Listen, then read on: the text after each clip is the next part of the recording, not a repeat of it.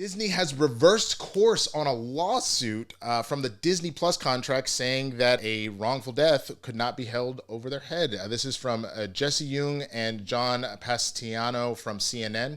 Now, I had already alluded to this a little bit with the Boda Mayo story on the last Blerd breakdown, specifically about how Disney wasn't looking super hot right now because of these terms in, the Disney Plus contract saying that they couldn't be held liable for a death. Let's talk about the story here because it sounds like Disney has pulled back that initial presentation. So Disney has reversed course on a wrongful death lawsuit brought by the widower of a woman who died after eating at a resort restaurant, saying the matter can now proceed to court. Previously, Walt Disney Parks and Resorts had argued in court documents that the widower's Disney Plus streaming service contract means he cannot sue for the alleged wrongful death of his wife. In the lawsuit, plaintiff Jeffrey Piccolo alleged that his late wife, Kanokaporn Tangsun, I know I completely ruined that and I'm very sorry, suffered a fatal allergic reaction from a meal she ate at a park restaurant in 2023.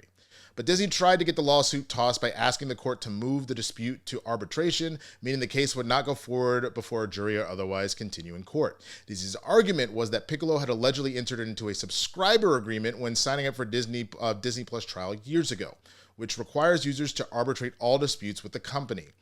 Company lawyers also claim that because Piccolo used the Walt Disney Parks website to buy the Epcot Center tickets, Disney is shielded from a lawsuit from the estate of Piccolo's late wife. In a statement sent to CNN on Monday, Josh D'Armo, the chairman of Disney Experiences, said the company was waiving its right to arbitration.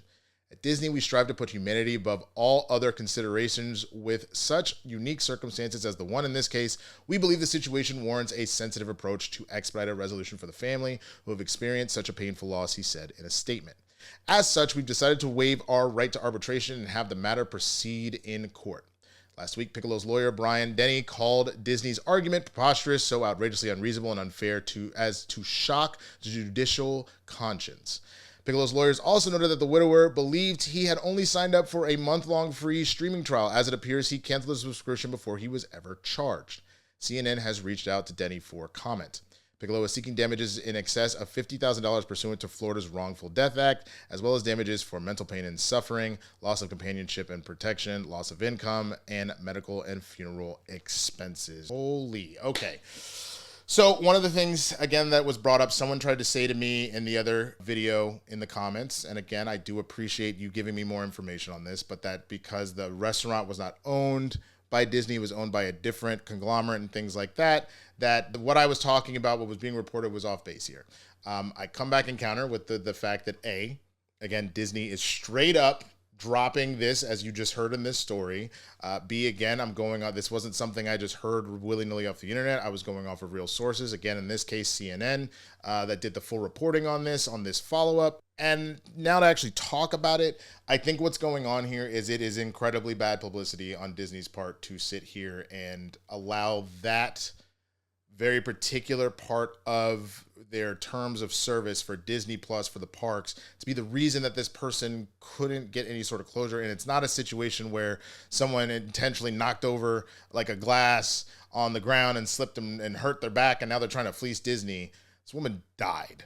And it's clear that multiple times they were trying to make sure that the allergy concerns were dealt with. Now, again, I agree that with the restaurant not being owned by Disney, that they are more liable as far as that goes. But again, you can look at a lot of those cases. When we talk about the internet, there's a lot of talks about how a social media platform or website can be held responsible for something that someone does on their site.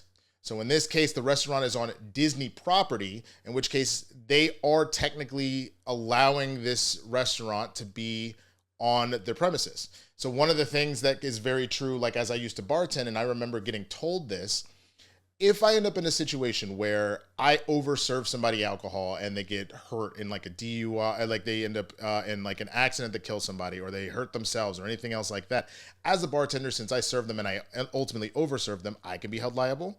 My boss, because they're my superior, can be held liable. The actual bar that I worked at can be held liable, and any parent company can be held liable as well, because it's just a chain of command. this place allowed this place to exist on their property, which then hired this manager, which then hired me. So all those people involved can be potentially held liable. In this case, that's what this feels like as well. Disney allowed this restaurant to be on their property, which then allowed, this manager to hire this staff and kitchen staff that ended up doing this. So that's where a lot of this ultimately was coming from. But I believe that Disney is making the right move here, even though it feels more PR than anything, to not allow this to get to a point where this PR continued to blow up. But I'm curious what you think as well. Do you think this was a smart move for Disney? Do you think this whole thing was kind of blown out of proportion? What do you hope the ultimate outcome might be? I want to know what you feel in the comments.